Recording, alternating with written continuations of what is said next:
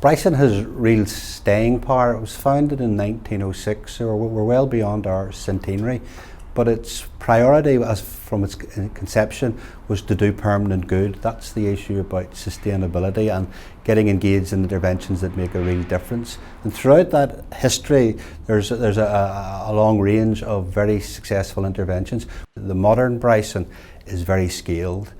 Its turnover is in excess of 34 million. We're employing over 600 people. We have more than 100 volunteers still working strongly, directing and in our organisation. And each day we'll deliver about 23,000 services right across Northern Ireland. You can find us in Carndonagh and Donegal, all through Northern Ireland, right away in to Conway in North Wales.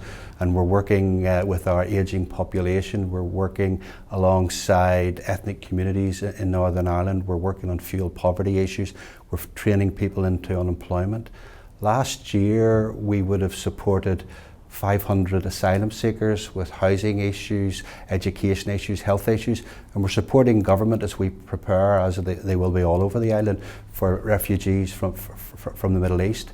Last year we would have helped 2,000 elderly people to live at home, and we're working with government to say people are more comfortable at home. If we can keep them longer out of institutions with great support mechanisms, not only will they be happier, not only will it be better value for the country, but we'll create new jobs, and that's a win-win-win. So Bryson Charitable Group has 7 subsidiary companies, and they work in areas like training for unemployment, which is Bryson Future Skills.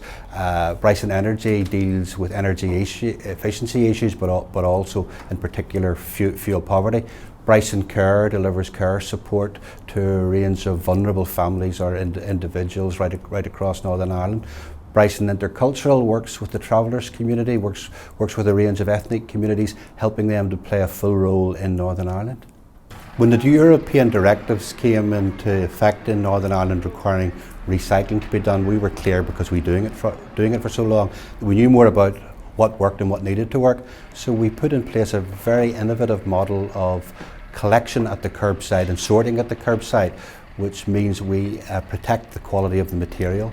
We also ensure the materials to the best we can are recycled in Northern Ireland. So 34% of our materials now are recycled there, but 90% are in the British Isles, meaning we've closed the loop. But we create jobs because the recycling materials we collect at people's homes go in for remanufacture, and we create jobs in the supply chain right across the British Isles. We were challenged to have a greater social impact, and to do that we had to change the game. So we moved away from an organisation that was driven by grant aid to an organisation that competes for contracts in the areas that we want to work in. So they scaled up Bryson in excess of 30 million, but 93% of those revenues are contract revenues, which gives us the freedom to change the way we deliver things, to encourage government to reshape its services based on building better futures for the people that we support. It's a delight to be the provincial winner, but if we were to win the national award, it would reflect on our volunteers and our staff in a way that would value for them the work that they do. I think that would be one important part. Our people would see how valuable their impact is.